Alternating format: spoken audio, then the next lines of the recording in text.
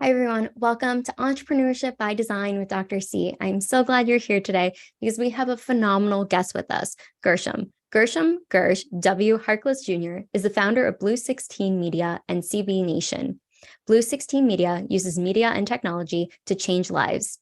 These media properties include Blue 16 Marketing, a digital marketing agency providing digital marketing services, including web design, website support, and SEO services. CBN Nation consists of media properties, so blogs, podcasts, and videos, helping the business community succeed.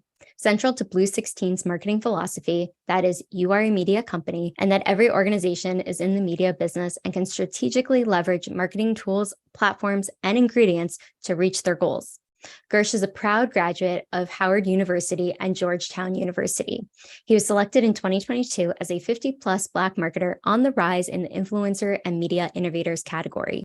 He is also a graduate of the 2020 Leadership Center for Excellence Young Professionals program in 2016, and he was recognized for being 40 under 40 in Northern Virginia in 2022 and Alexandria in 2020. He has recorded over 1,600 podcast episodes of the I Am CEO podcast and shared the 100+ business lessons that he has learned from recording the episodes in the I Am CEO Handbook, Volume 3. And thank you so much for being here today, Gresham. It is such a pleasure to have you. And I would love for you to just dive into your journey, how you got here today, and then we'll go a little bit deeper. Yeah, absolutely. Dr. C, I love everything that you're doing and appreciate the opportunity to kind of be here. And I think my journey really starts when I start to think about it was probably when I was 10 years old, which sounds like a kind of weird age, but at that time, I started what eventually, became a family newspaper. And the reason I started it was because my dad was in the military, and I was 10 years old. That was my buddy, my partner in crime, I guess you can say.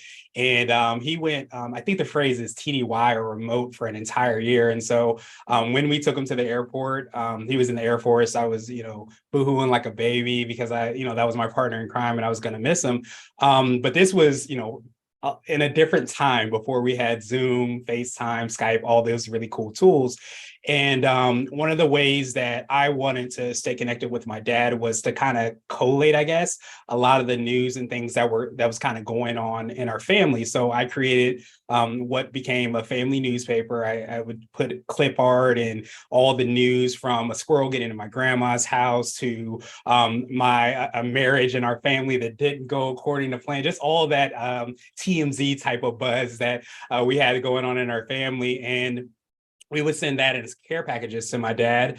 And then also in entrepreneurial form, I guess I started to collect subscriptions and sell the subscriptions to family members and close family. So when I bring all that up, because when I was trying to figure out, what do I want to be when I grew up, I really went back to kind of stories like that, selling potato chips on the playground or going to MJ Designs at the time and getting beads to create necklaces and all those things to really understand kind of what made me tick. So when I was trying to figure out really after school, after I graduated, what I wanted to be, I said, I don't necessarily need to try to find what I am and who I am. Is really just maybe look a little bit differently and look in a unique way. So I went back to stories like that. And that's what really kind of led me, I think, on my entrepreneurial journey. So, fast forward a lot of years.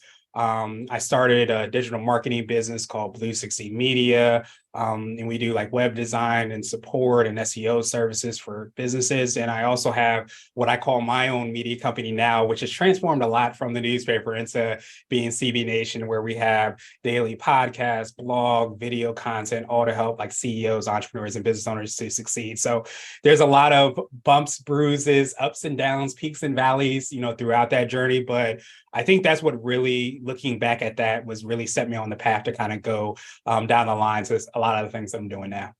Yeah, I love it. I love that, just the journey, how it really formed from the time you were 10 till now. And it started with the newspaper and subscriptions, and now being able to have digital marketing and a media company as well, and really merging everything you've learned, all your skill sets, to what has exploded till this day.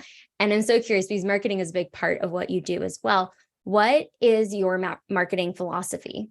Yeah, absolutely. And it's so funny you mentioned the part about the journey part. I think the journey is always beautiful. It seems a little bit more beautiful after you get outside of it, because I feel like when you're going through it, especially if you're in one of those valleys, it's almost like when can I get out of this? When will this happen? When will I get to where I want to be? But for me, I've been in business for 10 years with Blue 16 Media, and a lot of what we try to do is to build foundational elements for people's media companies. And I have this kind of philosophy in where I call it, you are a media company. And what that basically means is that I compare your marketing to being a lot like you're going to the grocery store to figure out what your favorite dish is. And I always use sweet potato pie or pineapple cake. Those are like my two favorites. I just had a birthday, so I had a lot of pineapple cake. So those are always awesome things that I always think about when I do this. But I always envision that people think about what dish they want to make, and then when you go to the grocery store, you get the ingredients that are essential for that dish.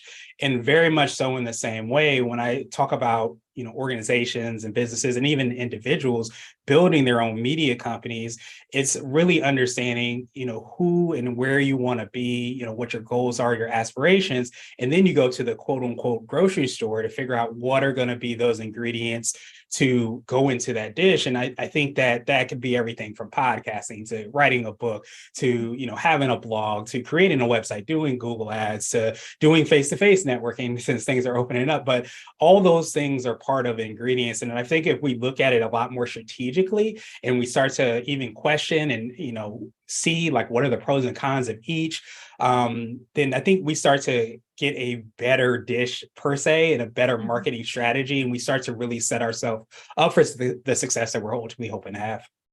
Absolutely. And I love your example of the grocery store, because it put it in perspective of like, okay, well, what are the ingredients? How do I maneuver through that? And being able to be really strategic, so you're not wasting your time, but the route you want to go. And how can businesses strategically leverage marketing tools and platforms to effectively reach their goals in today's digital landscape?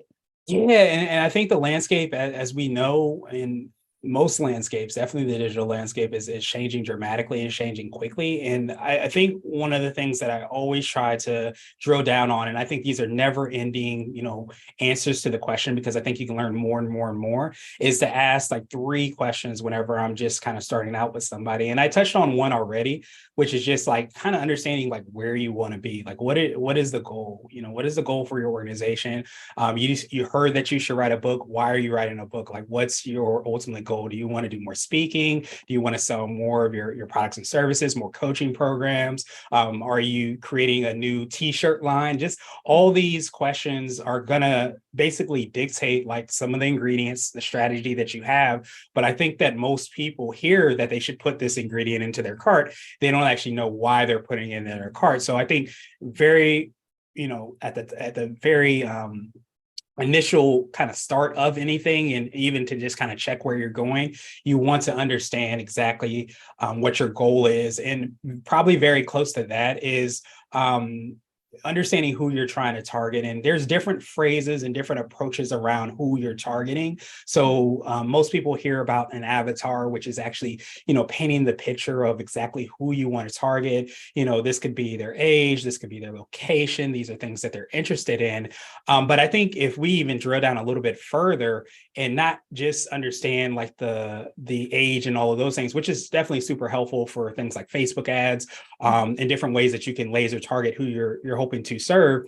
I think we can think deeper on like how you're actually serving them, how you're actually making their life better, how you're actually improving whatever problem they have. So I think it's of course painting that picture, but I don't think it's painting the picture just for the sake of knowing, okay, this person is, 35 years old, has 2.5 kids and 2 dogs. It's to know that they're struggling with time. So I'm creating this product or service so that I can try to cut down on the amount of stress that they have in their life. And when you start to really think about that, it directs your whole marketing strategy. It directs your, your social media posts, the conversations that you're having with them, your email, just all those things take place. But it's really like drilling down on who you're serving and how you can help, to support them. And then usually the biggest question that you get, like anytime I sit down and have those marketing conversations, is how much is this going to cost? So I think being clear on what exactly the resources are that are available to you. And I think often the question is, how much does it cost? But I think we often forget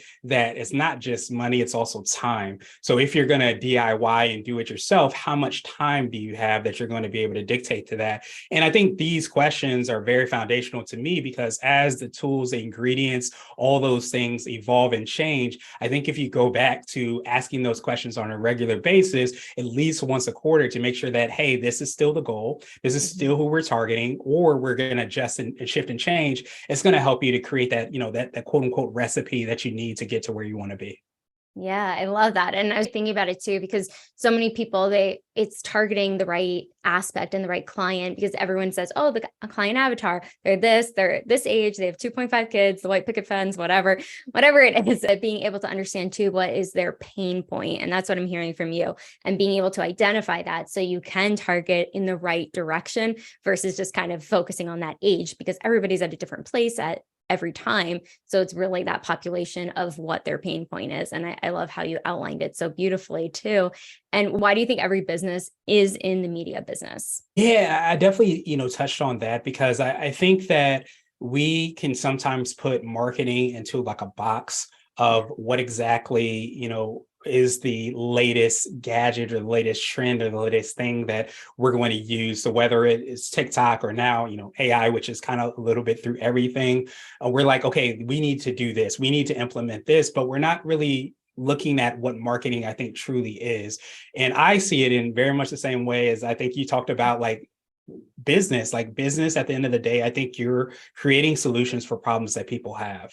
And I think if we look at business that way, then we start to really understand that marketing, to me, is basically just getting the information out there to help serve those people that you're trying to solve that problem for. And when we start to look at the ingredients, it's not, okay, I need to do TikTok because everybody's doing TikTok, because I like dancing, and because I know that my audience might like dancing and things like that. It becomes a lot more. It becomes like, how can I be the solution to that person's problem, and how can I communicate that so that maybe we can make more impact with more and more people? And when you start to look at it from a media company mindset, I think you start to see that there's a tremendous amount of opportunity to do that. And I think that we also get I think it's a gift to be able to say, we can blend together these different ingredients into the recipe that is true to ourselves, and true to our organization, and that no one can do it ultimately like we can, because we're kind of mixing together what we want to do with our audience and with what our strengths are. And it ends up being really, really, tremendous. But I think media, if we look at media not as, okay, it's the social media or it's traditional media like newspapers or magazines, but we start to see that these are all kind of ways by which we can communicate with our potential clients and customers, then it helps us to look at it in a different way. So that's why I say, whether you know it or not, whether you accept it or not, even if you're doing face-to-face networking only, you're still kind of in the media business, because you're basically creating content. You just might be speaking it to the person, but you ultimately are creating media. So I think it's just transforming the way that we are, looking at what media is really why I think we're all in the media business. Yeah, no, I love that. And I think too, it goes back to what you said. You're not going on one platform just because, okay, well, I have to be on here, or this is what my audience wants me dancing or doing, whatever it is. But I think it goes back to understanding your market, but also catering to that in your personality and how that really works for you. Because I was like trying to be on every single media platform. I'm like, this is too much. It doesn't resonate with me. The things I'm still talking about the same stuff. How I formulate it or transform it's different. And even anybody I've spoken to, it's really targeting into that and what feels right, because that's going to come out through like what you're posting too. It's going to be more authentic and more you, even if it's like dancing and that's maybe what you do, versus maybe it's cooking, maybe it's media. Well, everyone's in media. But being able to find what works best. And I love how you really focus in on that. And it's the transform what works best for you and your platform. And you can multiply that in different platforms that works for you versus trying to like fit into a box. Yeah, and is that one of the things that I think I read and I heard, I'm very much so the same way. Is like I always see it like a pair of shoes. Like you try the shoes on, you see if they fit, you see if you can walk in them, you see if you can crawl first, and you see if you can walk and then maybe run in them. And if they fit, that's great. If they don't, then you can trade them in for another pair of shoes. But I think the analogy was around like kind of these media ingredients, or even I've even heard social media sites being as if they're foreign languages, and you have to learn the language of each different platform and know the pros and cons, how to speak on that language, how not to speak on the language. And once you start to understand that, you realize that I guess I'm not the person to be able to speak so many different languages, but if you're that person, you can definitely try, but you realize that you have to adjust and change. It's not going to be the same in every single language or every single media platform. Yeah, no, that's very true. I've had to learn the hard way. Me too. Trial and error. But even as a digital market expert, what are some of the common challenges that small businesses or businesses in general face when it comes to web design, website support? How can you overcome these challenges? Yeah, I think, I'll definitely reiterate just like kind of going through those questions is huge, because I think once you get a little bit more clarity, then that'll put you in the right direction. And that doesn't necessarily mean just executing on the strategy. That could be even hiring the right person. And you start to realize like, this is who I'm looking for. And you can help have that organization, that person, the agency, whatever it is, support where you're ultimately trying to go. So I think, very much so those questions and making sure you have some clarity, at least to kind of get started on those questions is one of the biggest things. But one of the big things, and I'm in the Washington, D.C. area, that I find, especially for businesses that are trying to show up local, is it is kind of shocking to me the amount of people that don't have their location. And it doesn't necessarily have to be your address specifically. If you have a home-based business, it doesn't necessarily have to be that. If you have a co-working space or a mailing address that you can use, that's great. If you don't, that's fine. But I'm kind of, shocked by the amount of people that don't have their information that tells exactly where they are, potentially who they serve. Like talking about like attorneys, for example, that have certain states that they're licensed in that they can only work in. They don't necessarily have that information. So I think it's very important to I don't want to say over communicate, but again, going back to the language analogy, I think for the people that are coming to your site, you really want to let them know exactly what you do, exactly how you do it, and exactly where you do it even. And I think that that's something that's skipped over, where because we're so in kind of engrossed in the work that we do, that we sometimes don't think about it for somebody that doesn't know what we do. And I think that's, online, but I think that's also in a lot of marketing, is that people forget about creating that communication and meeting people where they are. Some of the vernacular or some of the language that we use that people may not know about, like SEO is search engine optimization, and helping people to be found online. But if you don't know what that is, when you hear that, when you see that, you're going to be like, oh, that's cool. That's nice that you do that, but I have no idea what that is. And you may not say that, but it's important for me to be able to, over communicate that, so that I can make sure that at the end of the day, you understand what it is, and you may become a client, you may not, but at the very least, hopefully I've improved your day. So I think it's just taking those extra steps to kind of do that. And then I would say maybe one, big thing too, that I know you focus a lot on is understanding what are the potential kind of free or maybe low cost ways that you can use to optimize your business. Obviously, chat GPTs of the world and a lot of the AI tools are all the rave, and people love them or they don't. But I just think that there's tools like Google Search Console, which allows you to link your website to Google. There's so many different tools out there. I call them hacks that you can use to kind of further optimize your website. So make sure that you are aware of what some of those are, so that you can lean more into them, so that it can, support what it is that you're ultimately trying to do. That's really helpful too, for a lot of people listening, of just the things that you can start doing immediately and what works best, but getting it out there, because like you said, a lot of people don't even have like their information out there. in a way for people to find them, like what you mentioned with attorneys, I'm sure doctors' offices and other places too that have their own practice, but aren't out there in a way that can really help elevate their business, but also be able to help more people, because that's at the end of the day what it's about, at least what I think. And so, I know you have an amazing podcast. I know you've done over 1,600 podcast episodes. What have you learned through that journey of just interviewing all different types of people and what you've been able to create yourself?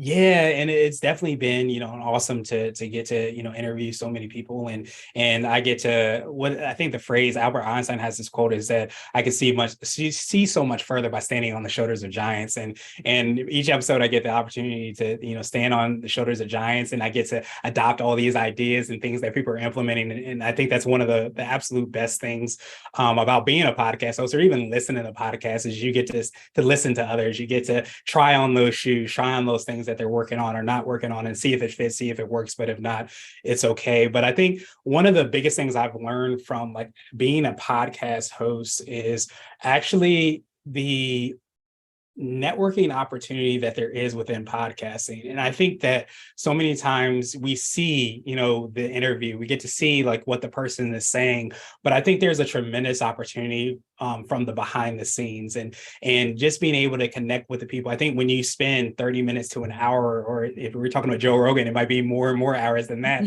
where you get the opportunity to build relationships. And I think that when we think about podcasting, we think about, the Joe Rogans of getting the Spotify deal and having all these subscribers and things like that. And don't get me wrong, that's definitely a really great benefit.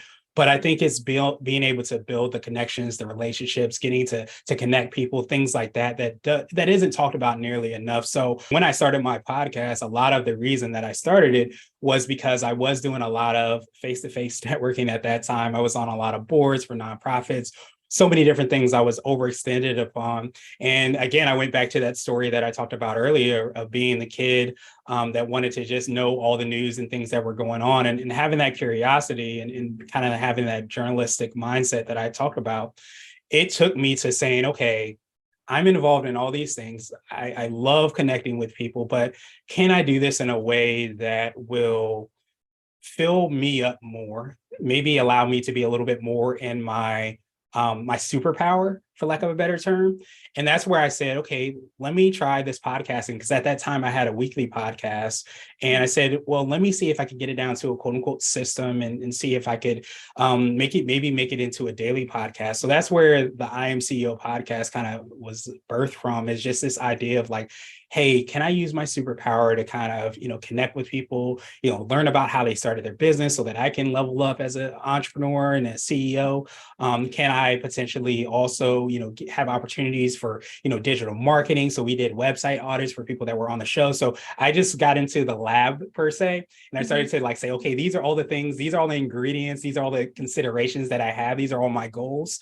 How can I create a dish that will align with that? And that's really where, the podcast came from, and why, I was able to do the 1,600 episodes. It's just, I have that natural curiosity. I feel like I kind of structured everything from my superpower, and then it just kind of blossomed from there. So that's, one very long answer of like some of the things that I learned. But if there, I can, go more and more like some of the business lessons I learned. But it's been phenomenal to just get the opportunity to hear people's stories. And that's why I love everything you're doing, because I think it's one of it's a tremendous gift as a host, but I think even just giving that space for people is one of to me, one of the most beautiful things you can do. Thank you. And I definitely appreciate what you're doing, because I think it goes back to connecting people, or being able to have a community that's so beautiful and so diverse of just different walks of life, and being like, oh, so-and-so knows this person, let's connect them. Like, I'm always thinking that. And I love that you've been able to really just bring so many people there and creating the space that you have created. And because you've accomplished so much. And I want to know though, what is maybe like one or two lessons you've learned from doing the show, talking to so many different people, that has been so beneficial for you and your business? Yeah, I am. I'm very much so a busybody, and I think that we touched on this a little bit, earlier, just about, I have this phrase or this quote that I say often on the podcast, and it kind of speaks directly to what we talked about with the journey, which is that if you run your own race, you can't lose. And that means a lot to me, because I think as we listen to, people and their journeys, and I think it's a beautiful thing to realize, that people have different journeys, which is why I love your show. You see that people got to success and how were they defined it in different ways than other people did. But I say run your own race, because I think that when we talk about our superpowers, we talk about our goals, our aspirations, what we want to accomplish, we listen to all these ways that people have, reached their success. We start to realize exactly what our race is, and we lean more into that. So I think it gives a lot of peace, because when you realize your race is your race, you don't feel like you have to look into the other lane and see, hey, that person is doing X, Y, and Z, so I need to do X, Y, and Z. You get to continue to do A, B, and Z if you want. You get to do whatever it is that you do that's essential to your race. And I think that that's one of the most freeing things. It's hard because especially if you're starting, or you're trying to figure out how to pivot or change, you're always kind of looking to try to emulate. But I think, again, going back to the shoe analogy, is putting those shoes on. It's continuing to run that race, see if you run, see if it fits, and then try to, go with it. And then I think the other big thing is that I often say, and I'm a big, like, kind of, I guess, productivity nerd. So I'm always looking at all these things and I call them CEO hacks on the show, which are like apps and books that can make you more effective and efficient. And I think the biggest thing that I have learned, and I try to remind myself, is it's not the number of hours in the day, it's often how you leverage them. And I think with all of these tools that we have, there's so many different ways you can kind of lean into them to support what it is that you're trying to do. And I think that there's always a question of, like, is technology in control, or are we in control, or vice versa? But I think if we're able to kind of understand where we're trying to go, and then we try to find the tool or create the tool even that can help to support that goal, then I think that can maximize our day so that we aren't as, I guess, overwhelmed, and we are ultimately hitting our goals. But those are, just two of the things that, I think really have resonated with me. But it's been, impactful to kind of learn so much. Yeah, no, I can only imagine. I know I learned something from everybody that I get to encounter. So it's always nice to hear just like other people's experiences too.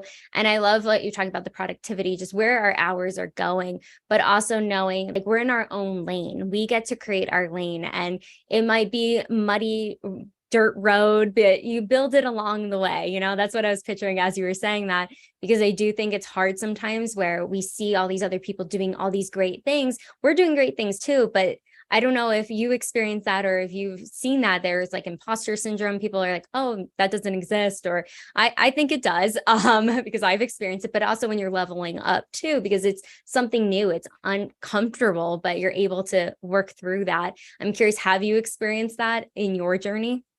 Yes, and I don't think it exists. I know it exists because I too haven't experienced it.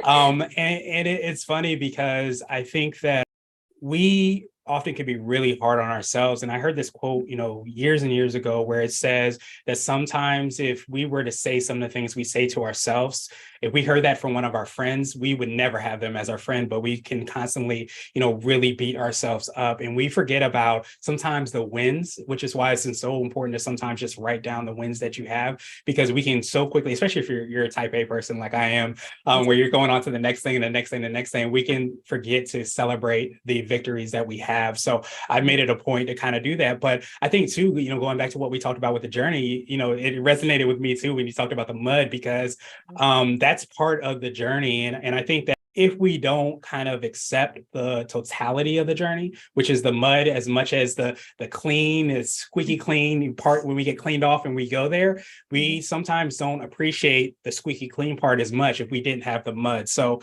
it's so important to kind of understand that that's not a different part of the journey. That's the whole part of the journey, the entire part, the squeaky clean part with the dirty part, all of that goes together. And you sometimes can't experience or know the squeaky clean part until you go to the dirt. And I think that if we don't sometimes kind of reframe that, which I've had to work and still continue to work on myself to kind of understand that failure and mistakes and things that don't go well are actually what's needed to succeed, then we'll stop before we get the opportunity to see that squeaky clean part, before we get the opportunity to get to where we want to be. But yeah, that imposter syndrome is so real. And I think that understanding the full journey, the totality of the journey, that is the good and also the not so good, it will allow us to continue to keep going and going and going, to be resilient, to go after those things. And if we don't do that, then we're just gonna, we're robbing ourselves, but we're also robbing the people that can really use the product, services, podcasts, or whatever it is that we're ultimately hoping to create. So I think it's so important to keep going and understand that that's just part of the journey. Exactly. There's no blueprint, right? We create the blueprint Yes, and absolutely. that's part of it. And just even what you're talking about too, because I know you have I Am CEO Handbook, the volume 3. What are some of the key topics or business lessons covered that will benefit aspiring entrepreneurs that are on this journey, or business owners too? Yeah, absolutely. So going through, one of the things that I did is we're repurposing episodes this year because we hit 1,600 episodes. So I actually created some space, and this is going to be, one of the things is just create space so that it allows you to really kind of lean more into finding new solutions. And I think that even with the podcast, I was going. I was kind of like I don't want to say in the hamster wheel, but just doing that many episodes, you get through a certain flow. So what I kind of took upon myself is to kind of do is disrupt that flow. And so I created and found, by going through all the podcasts, all the, show notes, the hacks and the nuggets that people shared, is I call them 16 kind of business pillars. And one of the big things is exactly what I'm talking about, which we don't necessarily do, is I think once you especially have a level of success or get into a certain flow, we talked about a little bit about disruption and changing things and pivoting. A lot of times we forget that we have to create some space in order for that to happen. And that could be, pausing, just from the day-to-day activities that we've done. It could be a week away. It could be, you even just doing that on a daily basis, of just taking that time to say, this is my morning, and I'm going to spend the first hour of my morning just thinking, brainstorming, meditating, praying, whatever it might be. Creating that space for that to happen is going to be so huge. So I don't want to, minimize the impactful nature of being able to kind of create space. And then I think one of the other things that I think really stuck with me is I'm a huge sports fan. So during the pandemic, a lot of people watched The Last Dance, and that was one of my favorite shows. Talked about Michael Jordan and just all of those things. And he had this quote where he says, "There's no I in team, but there's an I in win." And I took that as being one of the business pillars, is that there's an I in win. And what I mean by that is different than what he meant, but I think it's the phrase that we forget about, which is filling your own cup, putting on your own oxygen mask. Self-care is something that came out a lot during the pandemic, where we're so many times, especially entrepreneurial people, are so much pouring into other people. They're giving so much of themselves that they forget exactly what it is and why they're doing the things that they do and what they're doing. So I say that to say that, you want to make sure that you remember that there is an I in win. And for the sake of your audience, for the sake of your team members, for the sake of yourself, your family, whoever's in your life, you want to make sure that you do fill up your cup, because that allows you that opportunity to give more and more and more towards other people. And I think when you're able to kind of understand at least those two things, it really sets you on a different trajectory, because I think you get to lead in a different way, because you know that you have given so much, and you also know how to pause and give those pivots and those changes on a daily basis, or even on a yearly basis. Yeah, absolutely. Everything you said there, I was just like, yes, and yes, because part of my tagline is putting yourself at the top of the priority list, and being a former therapist and just in giving and service and everything along those lines. I think too, entrepreneurs, just like you said, business owners, you're giving so much of yourself, and it's so crucial to have that time and space. I think every day. But I think there's a lot of misconceptions of what self-care is. It's have to go away for a week, or a spa, or like this or that, or a bath. And it's also setting those boundaries. It's also taking care of yourself and knowing, okay, this is my sacred time. Nobody can bother me in this 5 minutes, even if that's all you have. It's still being able to create that, because it is going to impact you and compound if you don't do something about it. So I'm so glad we're talking about that. And what are some of the things that you personally do when it comes to your well-being, making sure that you're taking care of yourself with everything you have going on? Yes. It's so important. When I talked about it, and one of the things that came up during the podcast, I think it made me lean even more into it, was my morning routine. And I think realizing that your morning routine sometimes doesn't start that morning, it starts the day before.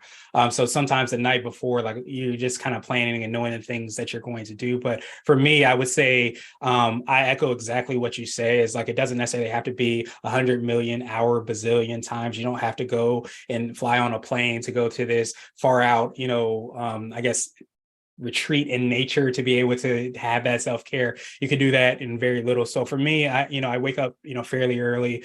And then I get up, I basically, read my Bible. I, do all the things that I need to do as far as like brushing my teeth, doing all those things. And then I take my dog out. And then I usually go from there and then just come back and get everything that I need to kind of get started. So I have my protein shake, I have my tea, and usually I have a huge overly sized gallon of water that I usually try to drink within the day. So I usually do all of those things just to kind of get me, started. But I think that being able to kind of check in and have that time, even if it sometimes gets wacky or it doesn't go according to plan, it's big that I have at least some things that are part of that helps out before, I meet with my wife and I take my son to school. Just all of those things come after the fact. But I try to get a little bit of time before it gets a little bit too noisy in life. And that's been huge. But I go to the gym regularly, like 2 to 3 times a week. I am a huge Epsom salt bath person so that my body can recover. So I'm definitely that person. And I will say this, like, I actually am still working on, I don't sleep as well generally. So it's why it's so important for me to kind of, take care of those things so that I can like have those spaces. And I know that people are saying, people might say, hey, you need to get, 8.5, hours of sleep and, things like that. And I think that one of the big things that I've learned is that it doesn't necessarily have to be the same for everybody. You want to make sure that you're getting your rest. You just might have to do it in a different way. So that's been, what I've been doing. And that's what's kind of worked for me. I appreciate you sharing that too. And it's so important that we realize everybody is different. There's not a one way. And I keep saying that because I do truly believe that. And like what you said with the sleep is important, but some people need 8.5 hours. Some people need 5, some people, the way they're resting, because our bodies are going and our minds, especially as entrepreneurs, like, I don't know if you experience this, but my mind's always going and I'm very type A too. So I could resonate with that. But I think that's part of it. It's understanding how we can integrate everything and where it makes sense and being flexible with routine. Because when we have those things that we can look forward to, or we're planning ahead, it makes things a little bit more seamless. Does it work out that way? Probably not always. Life happens, but we have to learn how to navigate it. And I'm so curious because I know you have a son and a wife. What has that been like, integrating life and work and everything else that you do? Yeah, so I'm about a year into getting married and having a stepson now. So it's all new for me. The last year has just been crazy, just in terms of moving and getting married, being engaged. So just it's been a race. It's been a run. It's been a marathon, definitely. And I think that one of the things that I tried to do for myself is repeat all the things that I'm talking about now. Like I literally have it. If you're watching, I have things written down everywhere. And I think the biggest thing is just, and you heard this a lot, like I told myself a lot during the pandemic of giving myself grace. And I think that's one of the things that I kind of understood over and over again. I really am type A. So I want most things done yesterday, in terms of, hey, I just started this program, this plan. So I want the results that I want to have yesterday. So I completely get it. But I think me understanding a lot more about the journey and realizing that the people that I've seen that are quote unquote successful haven't done it over one day. And I think the quote is, secret to the overnight success is it takes 10 or 15 years. And so when all these changes were happening in my life and in our lives, really, I tried to remind myself of the journey and try to remind myself of just those wins that I had. So if there's a day that I overslept, then it's okay. Give myself grace. If there's a day that I forgot to give him his cereal, which I did this morning, actually, that I went upstairs and took a shower and I was like, oh, I forgot. I had a brain fart. So just things like that, just giving yourself grace and understanding that how far that we've come from, just getting the keys and you turning the door. And I think that that's helped out a lot. It has not been a straight path path at all. But I think that we continue to kind of see the progression. You continue to kind of see how things have improved. And I think that that's something I have to work on myself to remind myself, but it's definitely helped me to kind of cherish the present, but also understand how far we've come. No, all of that is really important. And I think it's trusting the journey, but also allowing room for flexibility in that, and knowing the biggest point you put is grace, having grace for yourself, having compassion towards yourself. Because when you talked about it earlier, half the things we say to ourselves that are not what we should be saying to ourselves we would never say to our best friend. We would never say to somebody who we love or care about. So it's really just taking that step back and recognizing when we give ourselves that space to realize that we're not perfect and we're never going to be, but it's perfect in the imperfections. And so I know you were recognized for 40 under 40 in Northern Virginia. I would love to know if there's some tips you can provide young professionals looking to make an impact in their communities. Yeah, I think that it really goes back to what I talked about running your own race. I think what you don't know, nobody sees, is like, you see, I did get 40 and 40. I'm definitely, blessed and honored to have gotten, that recognition. But you don't see how many times I applied to that. And what you don't realize is that I applied, I think for that one, maybe 3 or 4 times prior to that. And then I finally got in, and I love kind of talking about that. You don't love it in the journey because you're like, man, I wanted to be it this year.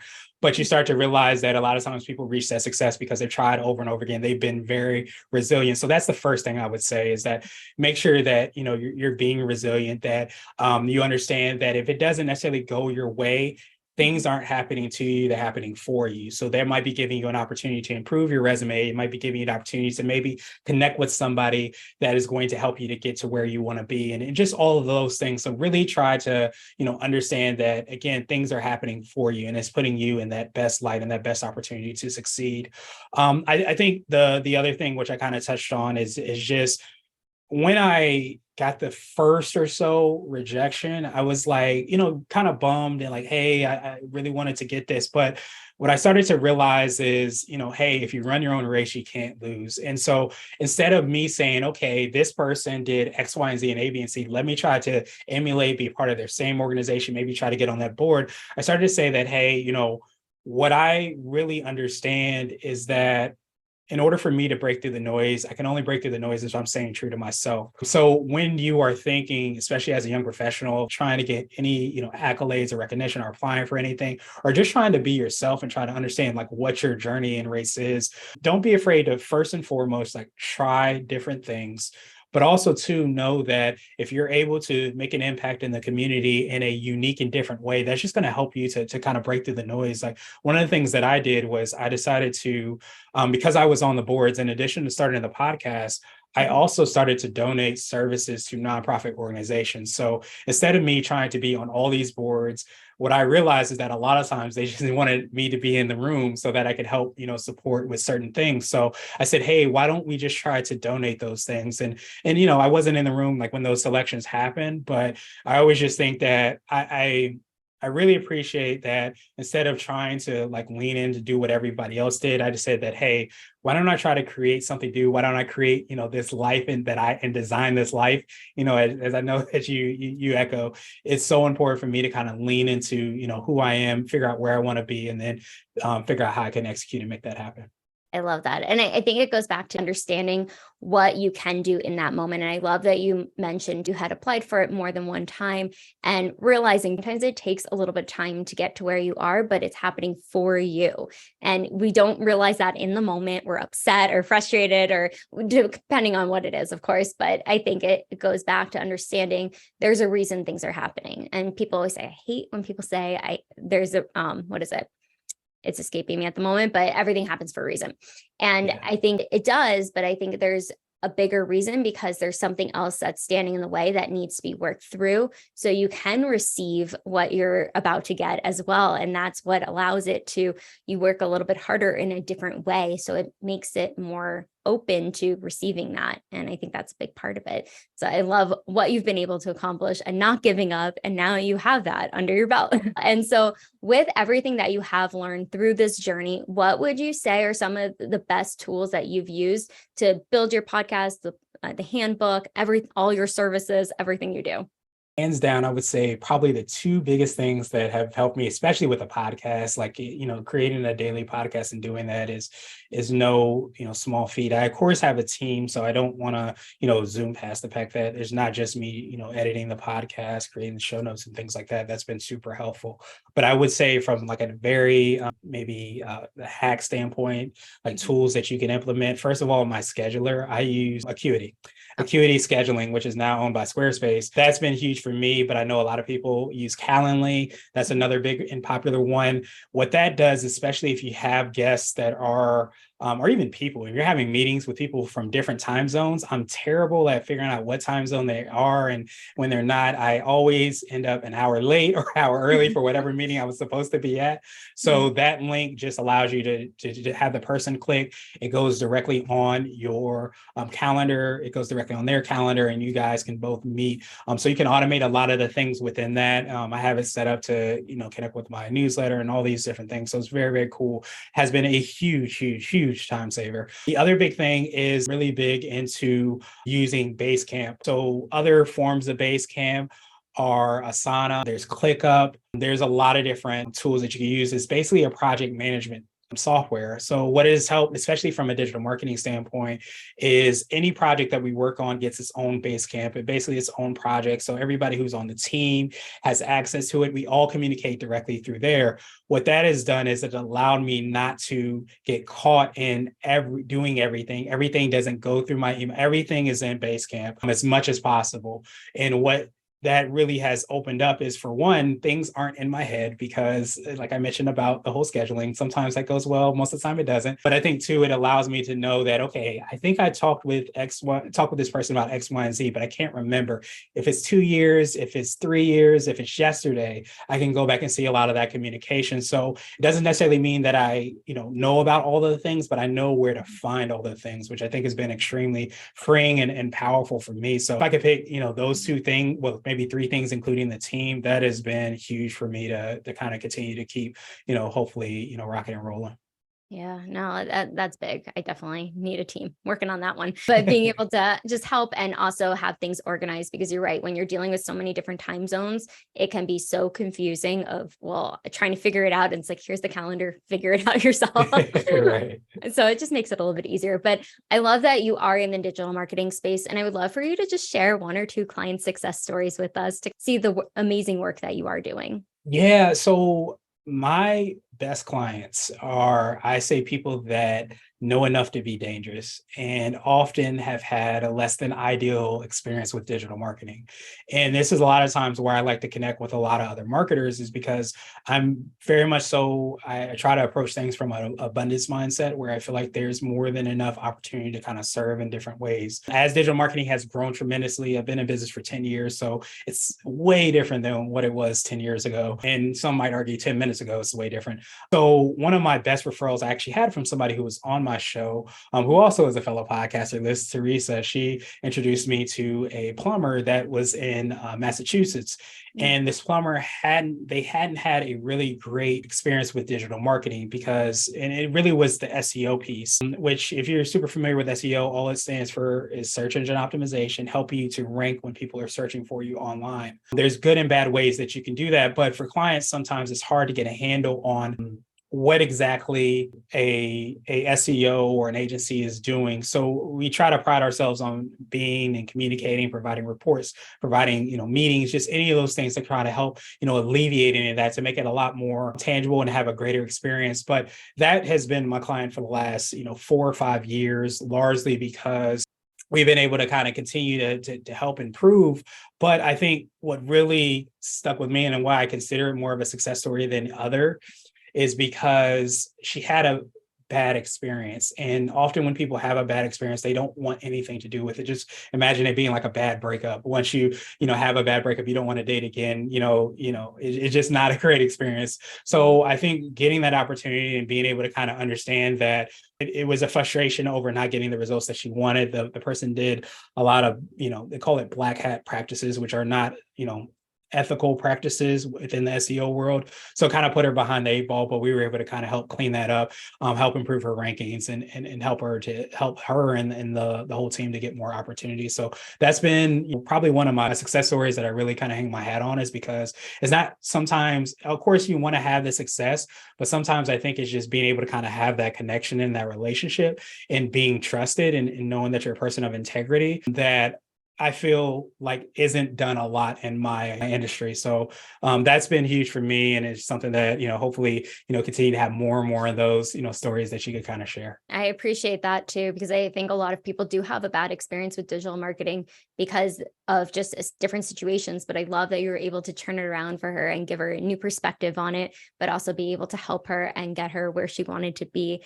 And it goes back to integrity. Just knowing you're doing the right thing. There is no black market or anything along those lines. But, I know you mentioned too, you've been in the industry for 10 years plus, and you said it could change in 10 minutes. And I'm curious, what do you think are the future trends or innovations that you see in the digital marketing space and media industry? Yeah, I think the biggest I touched on a little bit, which is this thing called ChatGPT, which everybody might be either freaking out or loving. I think that there's a tremendous amount of opportunity from AI in general. I think what I'm starting to see is that first of all, I think a lot of times we don't realize that we've already been using AI to some form, shape, or fashion. I think one of the videos I was actually looking at yesterday was saying, if you've ever sat down and watched Netflix and you watch something and it says, hey, you just finished this, do you think you would consider X, Y, and Z watching these other shows? That's AI. So I think one of the things that we're going to see, and I'm an optimistic person, as most entrepreneurial people are.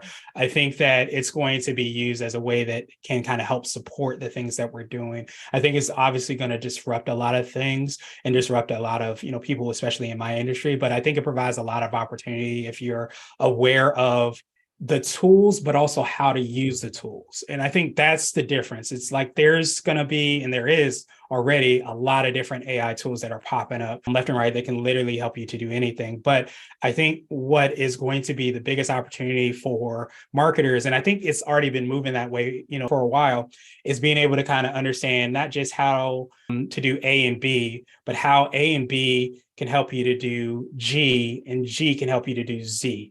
And I think that's where the marketer comes in. You get A and B, but how does B get to G? I think that's where the marketer is going to come in, by being able to kind of understand and strategize, is being able to understand, like I talked about, those three questions. Where are you trying to go? Oh, did you know that there's a tool that can help you do that? But this is how you use it. And oh, you may also be able to use it for this way. So I think that's the really big, opportunity. I think that we're still going to see a lot of, need for content. Video content, of course, has been rising. It's going to continue to rise because I think it just touches on those different senses. And I think that as we start to see like the AI, generators and blog posts and things being generated, I think people are going to crave more and more of the individual. And I think by being able to have like a video interview, for example, we know right now that there's no AI here. I'm here, you're here. This is the time, this is being recorded. So I think that that's going to be something that's going to be, I think, even more valued and even more powerful. I think it's just like, how can you take these tools and maybe create more and more people to draw people to it? So it's just like, not so much the sanctity of the human connection, but like how it can be amplified is, I think, what's going to happen in many different ways. So it's exciting, scary time at the same time. I think that there'll be loads of opportunity. I think you're right. And, there's nothing that beats video and having that human connection. And that's something AI can't create because we're human. We have different ways of life and what we're saying, how we're saying it. And also it's just the connection, being able to do that. And I love what you said too, because I do think AI can be really beneficial in so many ways. And some people are really terrified of it, but it's been around, like Netflix. I didn't even think of that. Like I knew that, but I didn't. You're right. Took me a second. But what would you say, just to leave everybody with something that really is beneficial for them when it comes to this journey of entrepreneurship that has been so beneficial for you? Maybe your top tip or two. I know you've given a lot of tips, a lot of insight, but something that you can leave us with today. Yeah, absolutely. So I would say probably one of the biggest things that I kind of touched on is, but I kind of want to maybe frame it in a different way, is this idea of failure. I have what's, beside me, I call it a fail wall. You might be able to see it on a little bit, Oh, yeah. beside me. It's a bunch of quotes around, failure, what it means to fail. And the story behind that is that I have dry erase paint in this room. So I was taking the paintbrush and I was, painting, putting dry erase paint so I can write everywhere because I love writing everywhere. The problem was that I was getting towards the end of the paint can and I said, hey, let me just use the rest. So I started to use the rest and it turned the wall yellow. And part of the wall over there is yellow. I call it, and I'll turn it over. Yeah. I call it a fail wall because I have like all these quotes around failure. So I say all that to say, and one of the quotes I have is around a baby and how you teach a baby to walk. And when a baby falls down, you don't kick a baby, scream at a baby and say, hey, walking is not for you. This walking thing, you need to, cut it short. But so often we'll do that to ourselves. So I say that to say that when you think of failure, sometimes there might be really beautiful things that come out of these opportunities. For me, every time I come in this room, I see that fail. And it's a reminder of me that failure is not final. Failure is part of the journey, that no one yells at the baby and say, hey, this isn't your thing. So for anybody that's going on that journey or thinking about going on that journey, just as we talked about, like it's messy, it could be messy, but if you continue to persevere, you have that resilience to go through those things, it could be a really beautiful thing. And a lot of times when you look at those things, like for example, I tore my Achilles when I started my blog. Those things that really are pivotal sometimes can be really beautiful because they put you on the path where you're ultimately supposed to be. But it's only if you have that perspective and you remind yourself of that. So that's the thing I would say, failure is not final. It's definitely part of the journey, is one of the big things that I would, leave everybody with. It's an absolute that there is going to be failure. But I think Yes. it's just the perspective, how you look at it, just like what we were talking about earlier. Things are happening for us, not to us, and really understanding that concept when we are on this journey, because it's never just a straight road. It's very linear, moving around all over, swirling, everything in between. But where can people find you, use your services, find your podcast? We're going to link everything below, but if you could let us know too. Yeah, absolutely. So I truly appreciate that, Dr. C. You could definitely find me. Probably the easiest place is if you go to iamgresh.com. That's IAMGRESH.com. That has links to the podcast, had links to Blue 16 Media, where we do the marketing. Also has some of the top lessons, those 16 pillars that I learned from being on the podcast. That's a free downloadable and an ebook you can check out. That's where you can, kind of be a one-stop shop to everything and connect with me on social too. Awesome. Well, thank you so much for coming on today, just sharing your amazing energy, your insights, everything that you've been able to accomplish, but how you're really just giving back so much when it comes to the podcast, your book, but also just digital marketing too, and putting another perspective on it to really show how it can be so beneficial to get yourself out there. But also that means you get to help more people just like you're doing. So thank you so much for coming on today. Appreciate you, Dr. C. Absolutely. Make sure to like, subscribe, comment below. What was your biggest takeaway today? I'm sure Gresham would love to see it, and we'll see you on the next episode.